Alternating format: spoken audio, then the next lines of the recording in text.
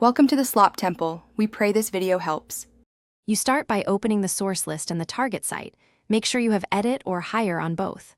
Once done, inventory columns, content types, lookups, and required fields so you don't break data integrity. Next, choose your approach. Save the list as a template with content, use Power Automate for item-level moves, or opt for the Sharepoint migration tool for bulk data. These choices matter because they determine how metadata and attachments are preserved.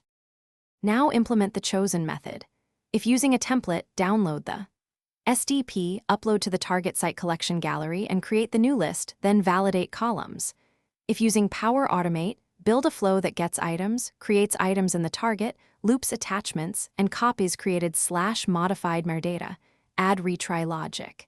If using the migration tool, map fields precisely and run a small test batch first. Make sure to check lookups and user fields, because they often require. Finish by verifying counts, version histories, and metadata integrity.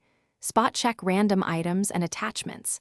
Once done, reconfigure list views, restore workflows or Power Automate triggers, and apply precise permissions on the new list.